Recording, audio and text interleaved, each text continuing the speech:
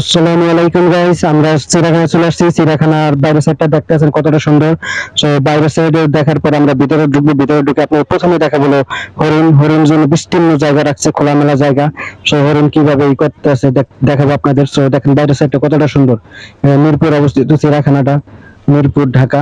So আপনারা যদি কেউ আসেন অবশ্যই অবশ্যই মিরপুর ঢাকা চিড়িয়াখানা দেখে যাবেন। সো অসাধারণ সুন্দর জায়গাটা, খুবই খুবই সুন্দর, খুবই বিশাল। দেখেন তাহলে আমরা ভিতরে ঢুকছি। তো এটা হলো ভিতরের সাইড। তো ভিতরের সাইড ঢুকে দেখেন মানুষ বসে আছে দুজন। তো পাশে আবার এই যে হরিণের যে হরিণ রাখার যে জায়গাটা, সেটা হলো এই যে পাশে। তো দেখেন বিস্তীর্ণ জায়গা, বিশাল বড় জায়গা। তো ভিতরে আবার ছাউনি দিছে, বৃষ্টি নামে যাবে হরিণ এখানে নিয়ে আশ্রয় নিতে পারে। আবার পাশে আবার ঘর বানিয়ে দিচ্ছে হরিণের জন্য থাকার জন্য। তো অসাধারণ সুন্দর জায়গা। দেখেন জায়গাটা কতটা সুন্দর, মানে হরিণের জন্য এই বিস্তীর্ণ জায়গাটা শুধু হরিণ হরিণ থাকার জন্য চিড়িয়াখানায় বরাদ্দ করছে।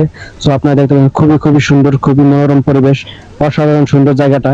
তো মানুষ দেখতেছে সাইড দিয়ে বেড়া দিয়ে রাখছে, যে বেড়ার সাইড দিয়ে দেখার জন্য।